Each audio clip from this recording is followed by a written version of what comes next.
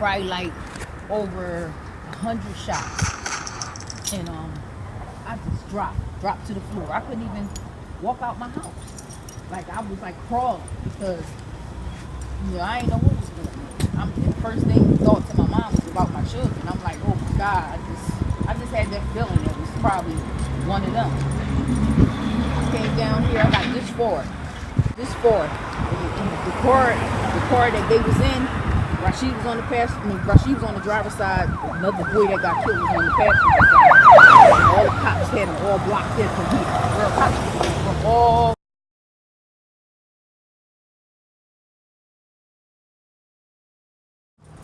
from all like sections of the city, jurisdictions and stuff. They was all right here. It wasn't even just Chester cops, it was all over. Girl, they had them blocked in right here because they must was coming out the alleyway. Right, or had like probably like 100 bullets in the car. And my son, he was hanging outside the car. He was hanging. His body, he was like hanging. At first, I thought he was dead, basically. He was hanging, and I just say blood like all over his shirt. Girl, I just dropped right here. Girl, I banged on somebody's car. It just that kind of feeling, girl. I just thought it was over for me. I jumped to the floor. I'm like, no. Girl, it was like he took everything in his spirit to lift his head up and to tell me, Mom, I'm alive. Girl, then he just went out. He just went out on me, girl. The other boy, he ain't make it. It was just, girl, it was just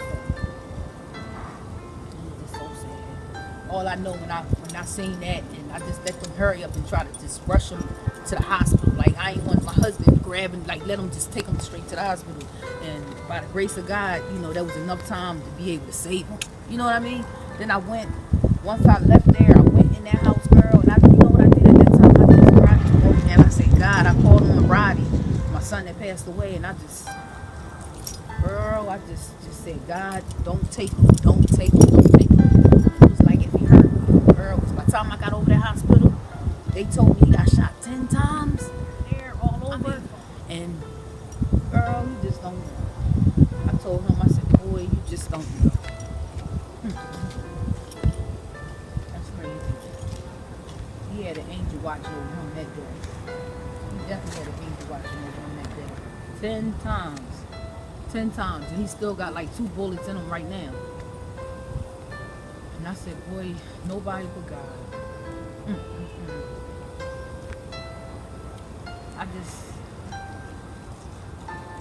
Boy, it's just a feeling that, that walks with me every day. Like I just have on my mind every day. It's crazy. But I just thank God, that he's here. He's walking around.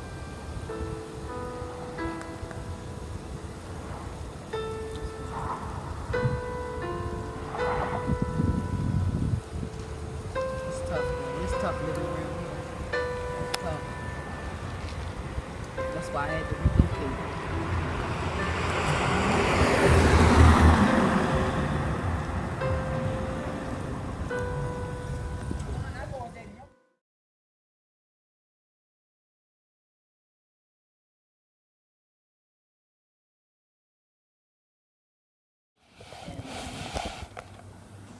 While we was in there for a minute or two,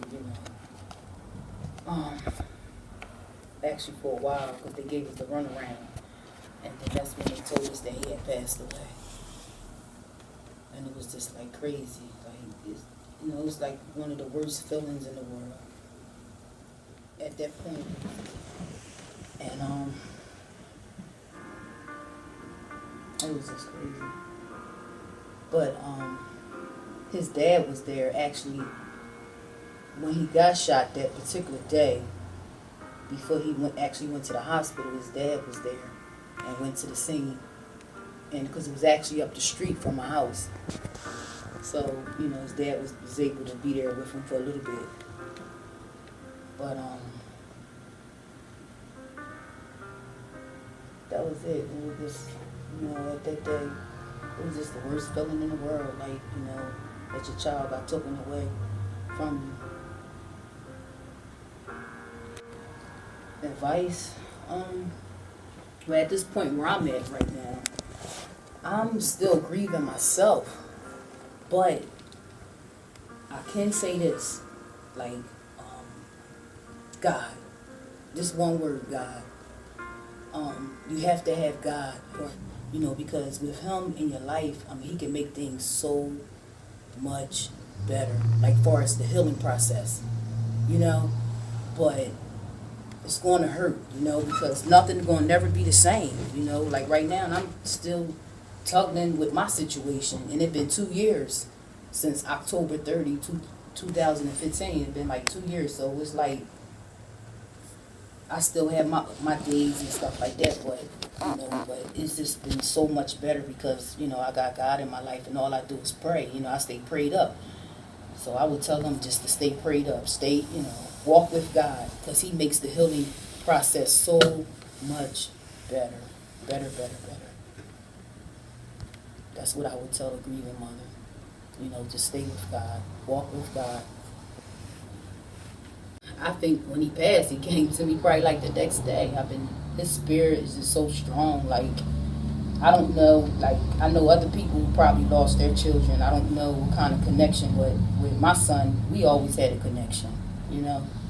We always had a connection. And then even though he's not here in flesh, but he's in here spiritually, but it's in spirit, but it's like, he comes. He comes to me. And I think that makes my healing process better too, because I know he's with me in spirit, and it's just like a beautiful feeling just to know that he's still there. To be honest with you, um, I felt like a feeling where I live at. I live on like Parker Street in Chester, and it's like kind of bad around there. It's like a lot of gun violence in the area, and for like probably like before he passed away, I've been feeling like depressed a little bit because it was like a lot of stuff going on around that time before my son passed away. Like it was like other people passing left and right, like some of his friends and stuff was passing, and it took like a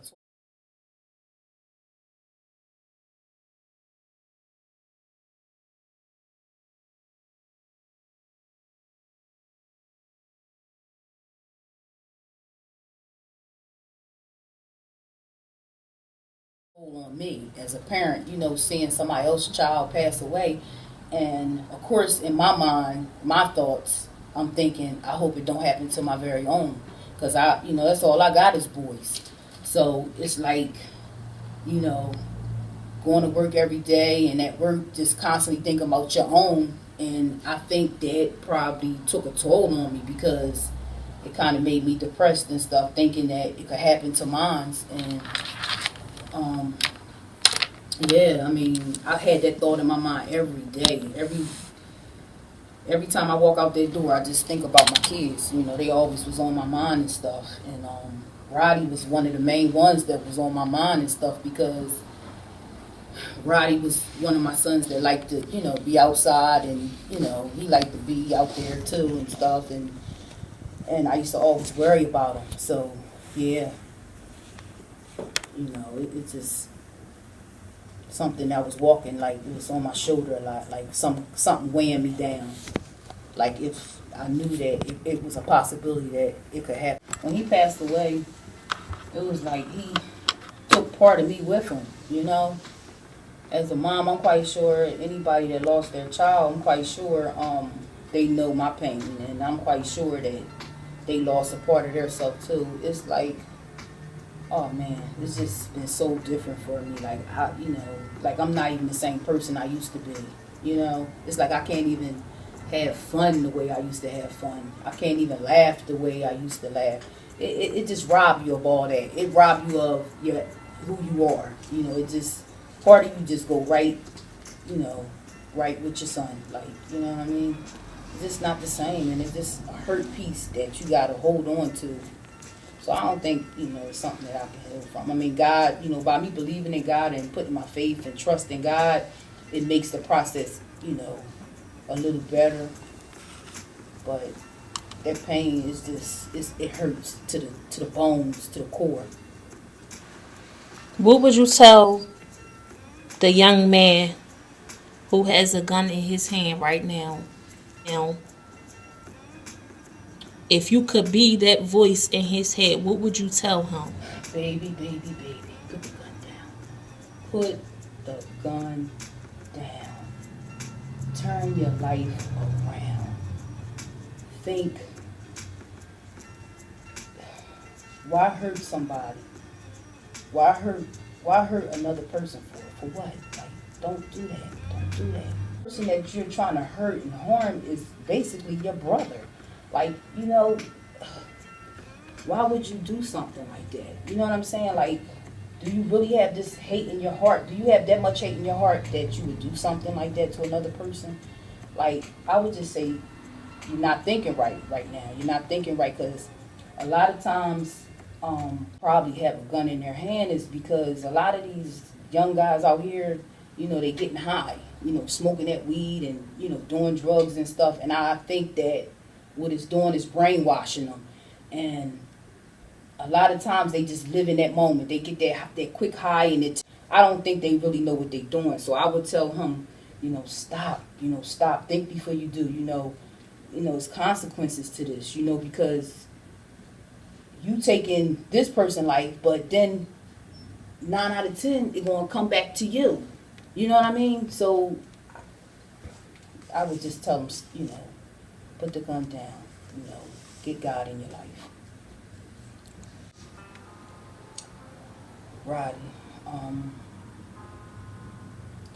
Roddy was like, oh man, Roddy, he was very, versatile. He was so full of life. Like, he was 18 before he passed, but at that time, he was just so, at that moment, he was just so full of life. I mean, he could basically do anything he put his mind to. Like, I basically, kept him in sports and stuff. And, all my sons, I kept into sports and stuff. And Roddy, out of all of them, he just stood out more, whereas he could do everything. Like, everything he touched was just, perfect. Like, he was good at boxing. I mean, he was good at basketball. Whatever, he played baseball. Whatever he done, he was just so good. Roddy, to me, was like a leader in so many ways. Like, I saw so much potential in him. He was even good with, they used to always rap and make music, write stuff down, lyrics and stuff like that. He was just so creative. He loved to be with his friends, and stuff like that. But that was part of his, downfall, being out there in the streets and stuff. But other than that, he was just, he was a good person. He had, he was just full of life, and he was just a good person. Had a good heart. He'd help anybody, help his friends out. He was just, he was, regular, but he was just, he just had a lot of skills with him. Just when he called me mom, it's a certain way he called me mom, it just, I just miss him, I just miss his presence, it's just, he used to always like to go shopping all the time, his boy, out of all my sons, he just act like he had to be flashy all the time. I miss that, every time I look up, Mom, I want to go, take me out the mall, I miss that so much, just hearing him just say, Mom, take me out the mall. Stuff like that. I just miss everything about him. His love, it's just his presence. Just miss his face. Much he had, he grew up under values, morals, respect, because me and my husband, that's what we represent. You know what I mean? Because he not only had me in the home with him, he had his father, he had his brothers, and then, we got a big family. So, even my mom, mom was there. Whatever I couldn't do, my mom would do. So he had the support from every angle. You know what I mean? All that support. But he definitely grew up around, because we got respect. One thing about me, I teach my sons respect, morals, and values. So he grew up, knowing right from wrong, basically. The do's and the don'ts. Half of it on, I'm not going to say I didn't know, because, I think everybody know their children, whether they want to agree with it or not, or admit to it or not. But I kind of knew that, you know, he had a street side to him. You know, but it's probably a lot of things that I don't know. You know, kids, you know, they out here, you know, a lot of things you ain't going to know. I mean, even though you keep an eye on your children, but it's probably stuff that, you know, he did that I don't know about, you know, or did things or whatever. But where I lived at, you know, it's like a project across the street. He didn't grow up in the project, but it's a project like that sits across the street from me. So as soon as I opened up my door, it's a project, and mostly all his friends was in there. You know, that's where his friends was at, and that's where, you know, they like to be in the project. And he wanted to go over there all the time, and you know, sometimes, you know, it's a lot of bad things over there. I mean, I'm not saying it's not no good, but it's a lot of bad stuff that, you know, that they get caught up in over there. But I'm not going to sit here and say that he was perfect or anything like that. No, he wasn't perfect. But he definitely liked to be out there, part of that, whatever, you know, in the cut with everybody. And I'm sure a lot of it wasn't positivity, you know, but as a mom, you know, you try to teach your kids once they walk out the door, what I'm teaching you inside, you still carry with you when you get outside.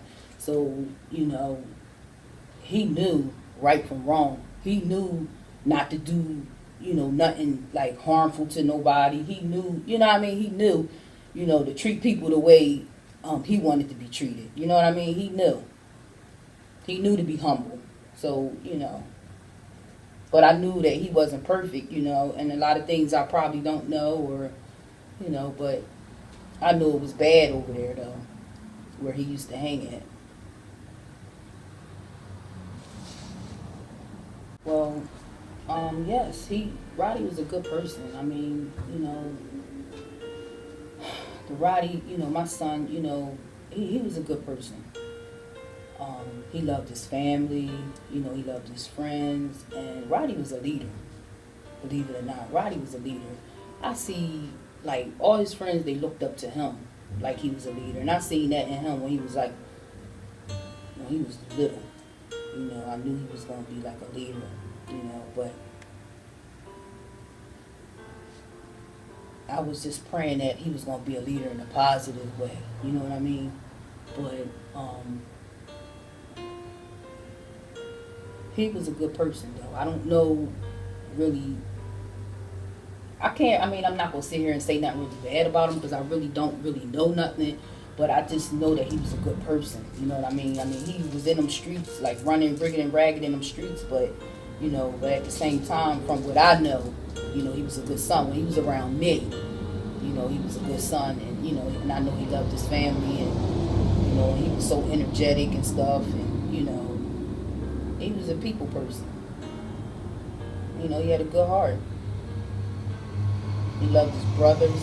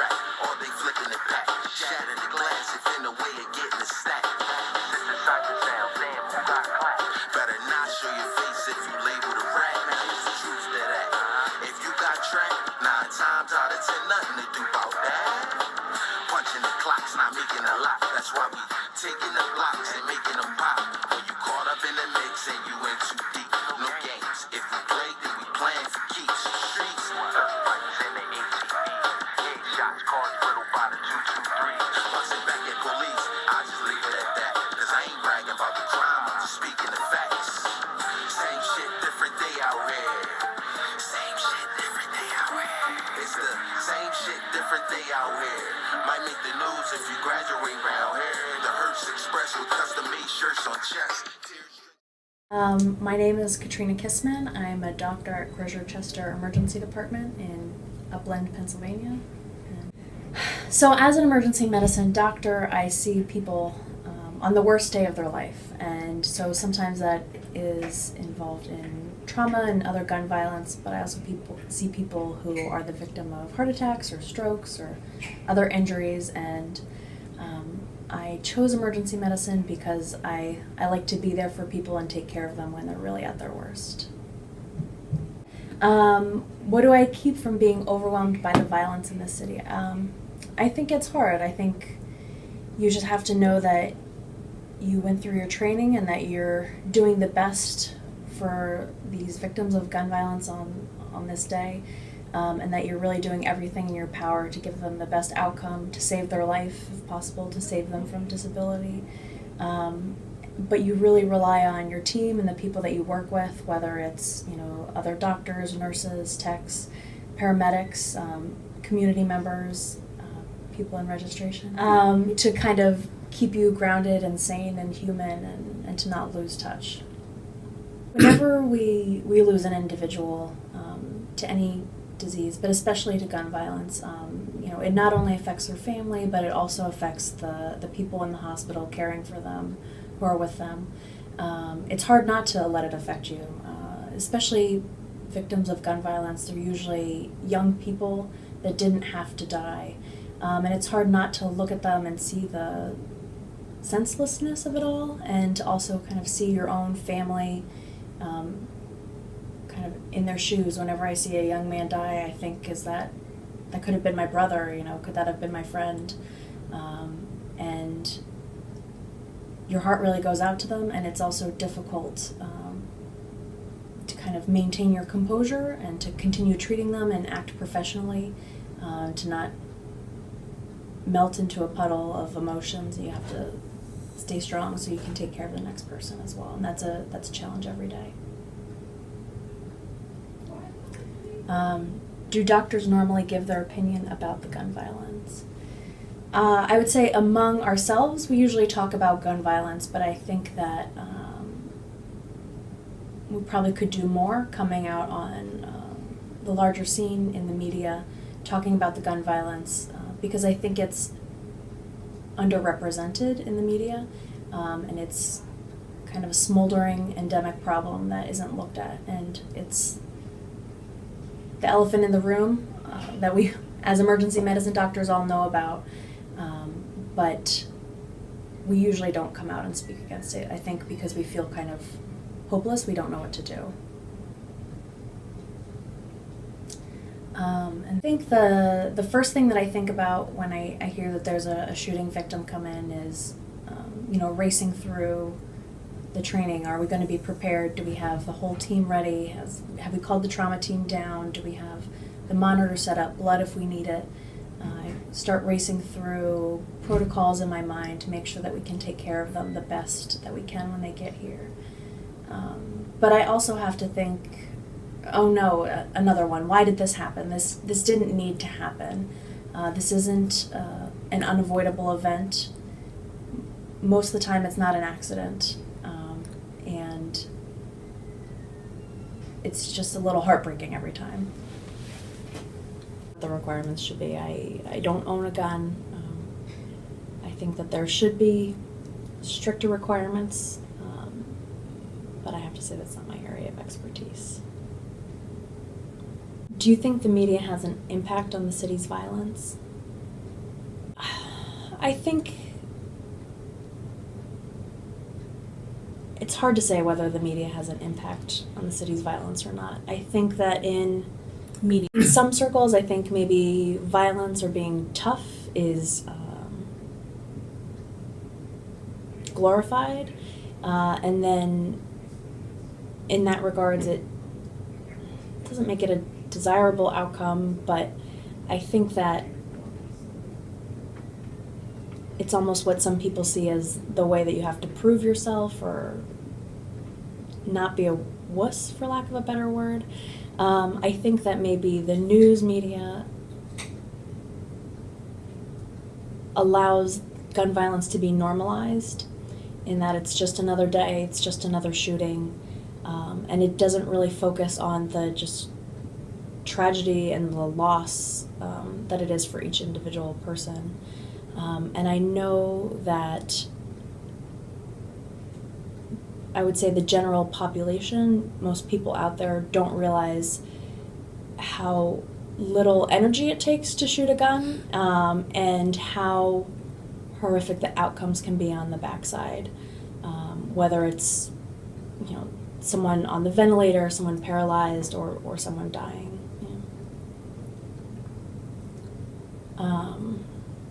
Do you think that the patients in this area are suffering from PTSD due to the daily shooting? Once again, I'm not a PTSD specialist, but I can't imagine that they have to be scarred and emotionally suffering from the fear of the daily shootings that occur. I know that I trained in North Philadelphia, where there also is a lot of gun violence and shooting, and just seeing someone brought in shot makes you fearful to go take the bus at night or walk by yourself. And I can't even imagine how people feel if they've been shot before, if their family member has been shot before. And I think that it is kind of a looming fear over people growing up in the area, especially children. They're victims of gun violence as well. And I think that having kind of that constant threat of gun violence in this city. I have to say, right now, I do sometimes fear even just walking from the parking garage into the hospital. Not necessarily that I'll be shot, but that something or someone will be waiting for me. But that's just even from the parking garage to the hospital. And then I would also say about the fear of gun violence, it's also a fear in the emergency departments as well. And I think we're lucky here. We have a pretty good security staff, and we have a metal detector in the waiting room, but that's not the case in all emergency departments. And there has been violence in emergency. Officer. We do not have an armed officer. And then, what do you think hospitals in high crime areas can do to support the nurses and physicians who deal with the psychological aftermath of these tragedies?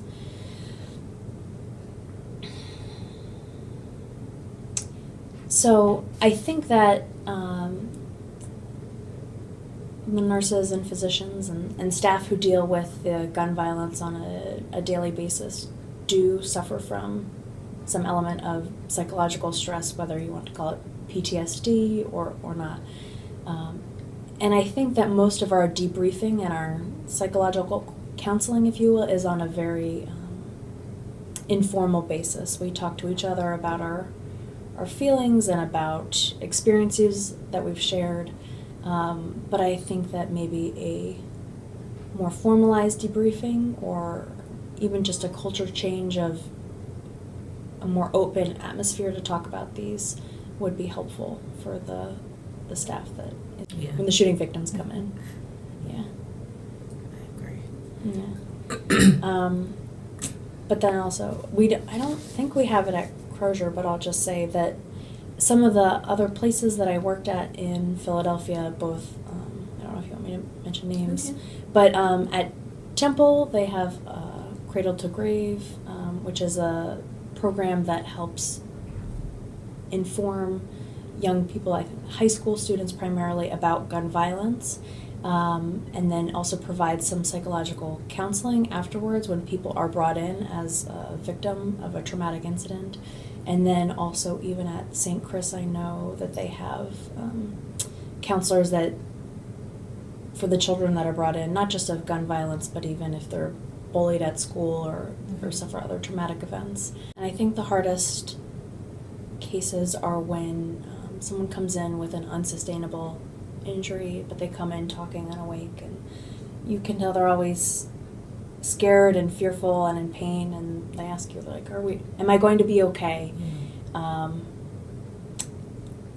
then it's hard to watch just a young person die, ever. And I wish that there was one case that I could remember, but unfortunately it's more common than that. And so there's several cases.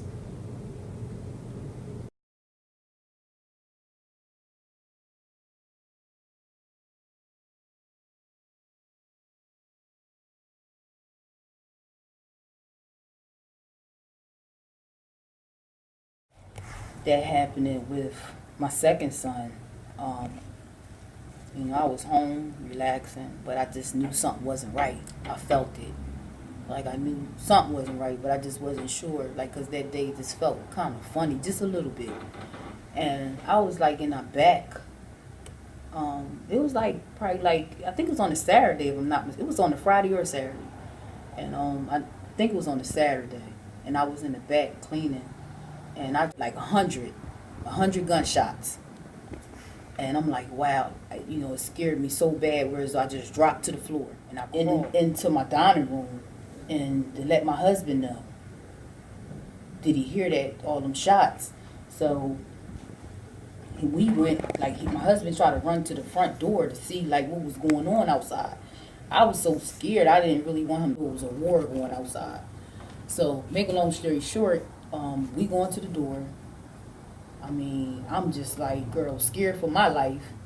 So we go, once we opened up the door, we seen oh my God, we saw all these people outside, down the street. We looked out the door, it was all these, probably over 100 people down the street. And then I seen all these cop cars, and it was oh my God. Cops from all over.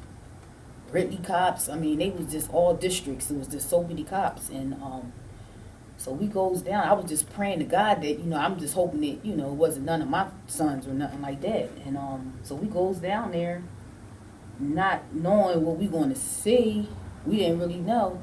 I get halfway down there in the middle of the street, and girl, I seen my son, Rashid, hanging out the car on the driver's side, blood all over.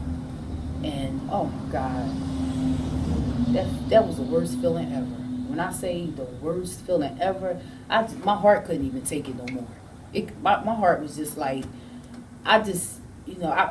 like, God, no, this can't be happening. No. This is not going to be happening. This can't be happening. I'm a good person. Who deserved this? One son got killed. Then you see your other son in the car. Bloody, and from what I'm seeing, that the cops then shot up the whole car. The whole car was just full with probably 100 bullets. The whole car was just bullets all over. And I see him hanging out. I'm thinking he dead. And I'm like, Rashid.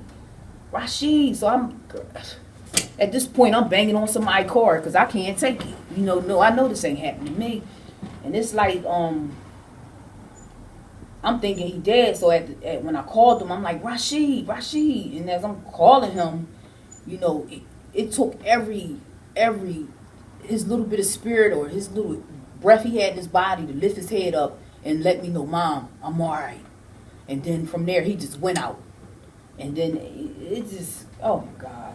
I just knew my life was just over. It's just too much. I just couldn't take it no more. It was just, oh my God. I wouldn't wish that on nobody. It's just too much. I knew change had to come after this. Change had to come. So he went to we let him, the ambulance took him over there, and I went back to the house, and I got on my knees, and I just screamed out, God. I prayed and said, God, don't take him. Don't take him. Don't take my son. I can't go through this again. And then at this point, we goes over to the hospital, and, I told the doctor, I said, Doctor, please, please save my son. I can't go through this again. Please save my son. And it was the angels and everybody. That doctor, it seemed like he looked deep in my heart and saw what I was going through. Because I tell you, they took good care of my son. My son had he had 10 bullets in him. When I got over there and realized he had 10 bullets all through his chest area. He's still walking around right now to this day. He walking around with 2 bullets. He walking around with a bullet in his arm, his wrist, and he still got a bullet in his chest. But this one thing I can say, by the grace of God, nobody but God, he spared my son. And I'm so thankful for that. He spared my son. Because it's he walking around like nothing ever happened to him. So I'm just, at this point, I'm just thankful. I know that happened to him. The cops shot him up, shot the car up, and they did all that to my son. But at the end of the day, I'm just thankful for my son to be here and be alive. definitely changed him. It definitely changed him, you know, because he know that if it wasn't for God and the angels, he wouldn't be here. He already know he got some unseen, which I say AKA angel, watching over him. Because who gets shot 10 times and still walk around here like it ain't nothing? But the change that he did like a 360 from that. You know, he's working, you know, he's doing real good. You know, he's doing real good. You know, he's in a union. He's doing real good. He worked for Local 413. You know, he did like a whole 360. You know, and we moved away.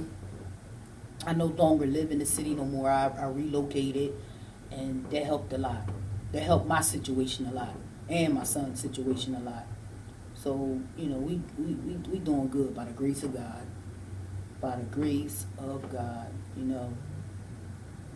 We're doing good. And, you know, and prayer is so powerful, you know, and that's all I do. You know, I make sure I pray and thank God every day.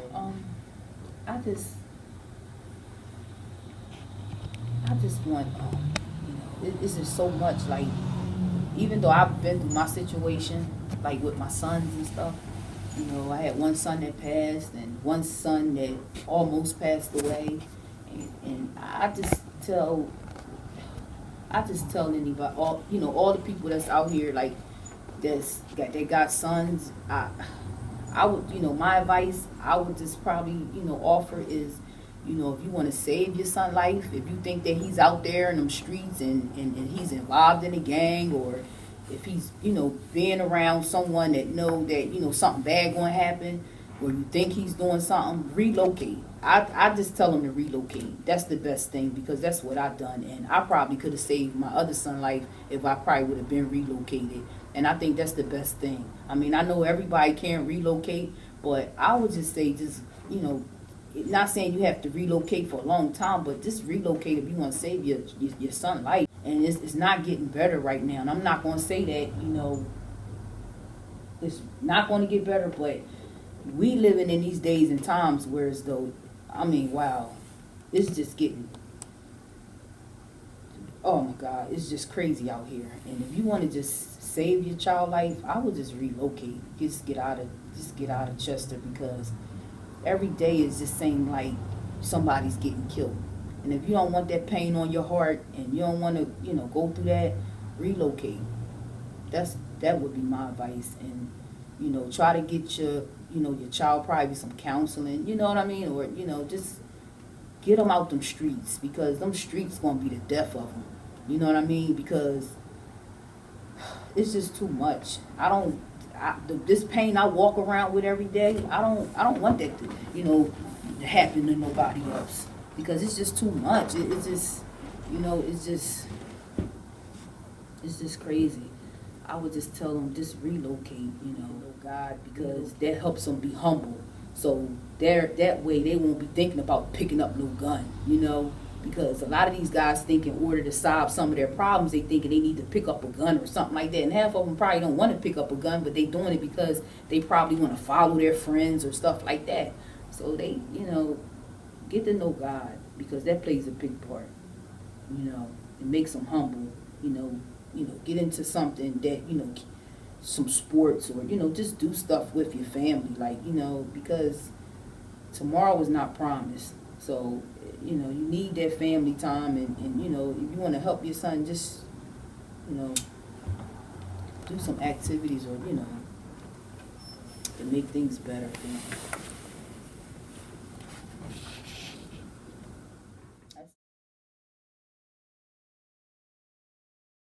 Your son, it's been 2 years, and ain't none of them ever came to say, okay, well, Miss Parsley, we here right now. You know, we still working on, you know, the situation with your son. Ain't none of them do that. Ain't that crazy? I'm not going to worry. I'm not going to stress like that. I'm not even, they never came to me, and guess what? I said, you know what? I'm not going to even worry about it. I just turn that over to God. It's just, you know, I just don't focus on it. I just focus on, you know, just me remembering him as he was, and, you know, I just know that, you know, God, he got us. He got us. He gonna take care of it. When that time for that justice to kick in is gonna come, and I know God gonna, he gonna work it out. I don't want nothing bad to happen to the people that, I know, I really, for real, I know the people that actually did that to my son. Because, they got it all over Facebook. These kids today, they don't hold nothing back. That's the crazy part about people out here. They doing stuff to each other, and they know who doing what to who. You know what I mean? That's the crazy part. But no, I just know God got us, and I let God handle the situation. You know what I mean? Because I look at the situation where as though I got other children, and I don't want nothing to happen to them. So my main focus, I don't try to focus on stuff like that. So if the police, if they ever find any information, I'd be glad to hear. But other than that, I just turn that situation over to God, because I know God, he got a way of working things out.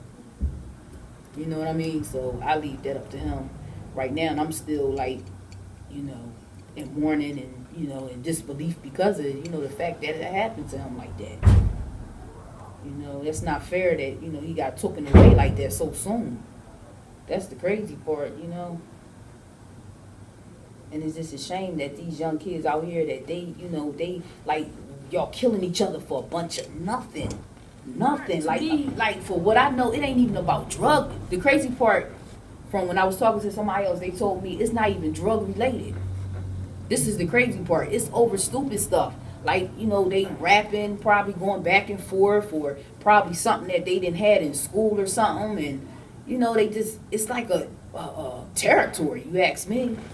They on the west end, and then they on the east end, and it's sad, because everybody in the city, Chester is so small, everybody is related. This is the crazy part. Everybody is related. And where the people that done that to my son, my son Roddy got family where they at. Aunts. Like probably these like about 4 aunts where the people that done that to my son. 4 aunts over there.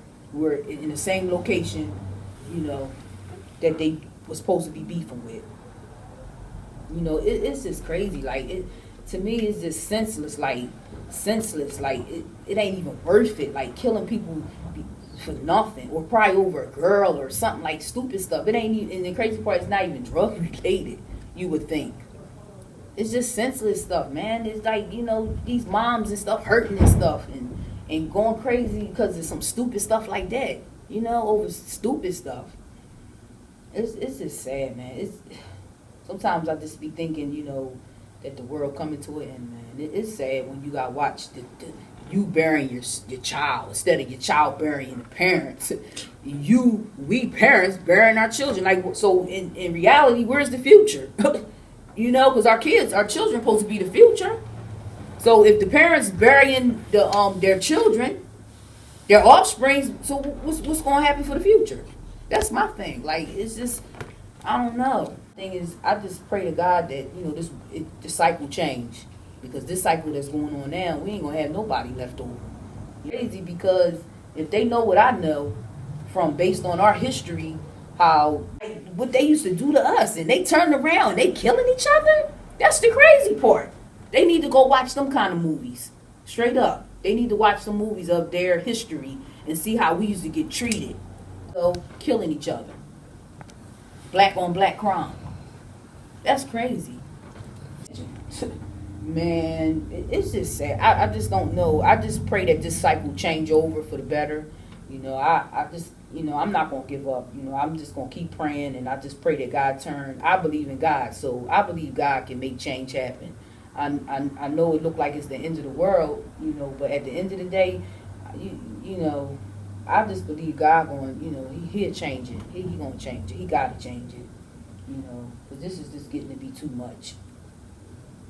It's getting to be too much. I believe in God. So Hall and all them people, people from that got that power, that we just got to come together. I mean, look, I don't care if we got to be in a house at a certain time. I don't care if they got to have cops. Get the money. They talking about they don't got, get the money so that way they can have, such and such station, like certain people stationed on the corners and stuff to stop some of this violence or something. I mean, we got to do something, because it's just too much, man. And then you got kids now, they like 14 and 15, or kids 12 years old can't even walk down the street to school without you finding your child, like, something happening.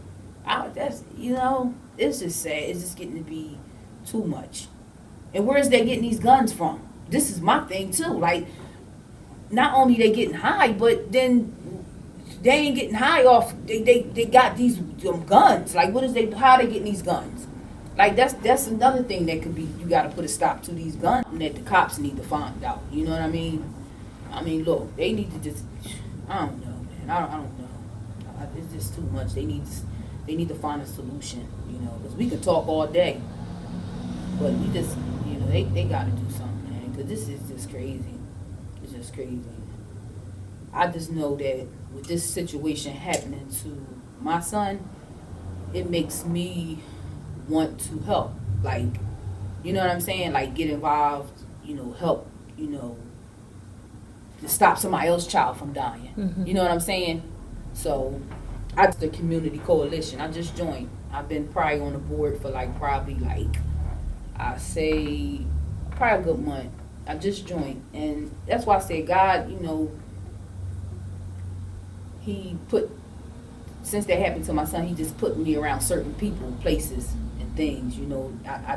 I watch him and how he do things. But my main thing is I do want to help. I do want to help. I want to help the community at anything, especially to stop these people from out here, these kids out here killing themselves. You know what I mean? So I don't know exactly what I'm gonna be doing, but I'm gonna try my best to stop it. Stop some of this stuff, because I don't think no parent should be walking around here with their burden on their heart, these broken hearts. So we gotta make this change, and and I want to be part of it to help stop some of this stuff out here. If you could Just keep moving. Like, just stay strong. Like, because that's everything. Like, in order to do anything, you gotta stay strong. So that'd be my motto. Like, because I pray I got this thing since my son passed. I got this thing with myself where I pray every morning. I pray usually like around a certain time every morning, and my prayer really consists of, God, please just stay with me and keep me strong, and and just direct me, and place me where I need to be placed. You know what I mean? Even if it's to inspire another person, you know what I mean, or just help somebody else. Just keep me strong, God. Keep my faith up. And just just be there to help someone else out that's in need. So that's what I live by, every day. Just trying to stay focused. Keeping me focused and keeping me strong. Because you need that. So that's what I live by. They say what Chester makes Chester. We gotta make better choices. Exactly. We gotta make better moves. Yes, we do. And you know what? And I know a lot of people with all this stuff that's going on, and we probably thinking well, these people, the kids really they not kids. They young adults basically. Because if you 16 and older, you're a young adult. You know what I mean? Because that's who's doing all of this. They getting caught up in this bad stuff. This 2 years for me now. So that first year, I was oh man, it's like well, what I really thought it was some type of depression mode. It's just when I hear the ambulance thing, that really sets it off. It'll take me back straight to Roddy's situation. Like right now, if I go outside right now and I just hear that ambulance, it'll take me to a whole nother that war zone that was going on the time that my son got killed. And it's still, like I said, it mess you up. It really that's mental. You know what I mean? Because you it's crazy. It really messes with you mentally. Like I said, I'm quite sure all parents that lost a child, they go through that. It just takes so much out you, and it mess you up mentally. But by me having God in my life, I think that mine's is more better. It could be a whole lot worse, to the point where you can be so weak, whereas though you say, you know what, my child won't take me too. You can have that kind of mentality. You know what I mean? Because it can happen. You could be the strongest person out here, but when something like that happens and you lose your child, oh, it's no joke. It's no joke, you know. It's just no joke. So you definitely, fall into some kind of illness or, you know what I mean, or mental status where as though you messed up. And I ain't gonna sit here and say I'm all 100, because I got God in my life. You still black sometimes. You get in that mode where as though you crawl up in that corner and you get to crying, your eyes, I could be driving. I'm a bus driver, and it's sometimes I'm in a moment because when you drive and you think, and I'm driving, that's the first thing pop up every day, my son, and then you just have a moment, you just cry, you shouldn't have to feel like that, you should be, when you wake up in the morning, you should be happy all day long, doing, as long as you're doing what you need to do. Happiness. That's right. They took away all that. Even though I try to be happy, but it'll never be the same. No. That enjoyment that I used to have in my life, I don't have no more. And I don't think it's ever gonna come back. You ask me. Because that's how much my love was for my son. I don't think it's ever, I think I'm gonna carry this with me until I probably pass away. It's just deep. It's deep. It's really deep.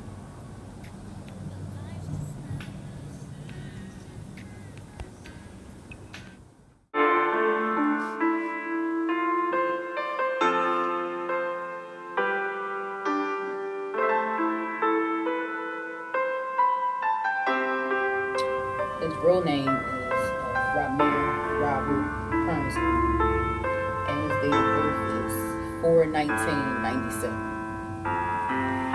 And when was he taken too soon? October 30th, 2015.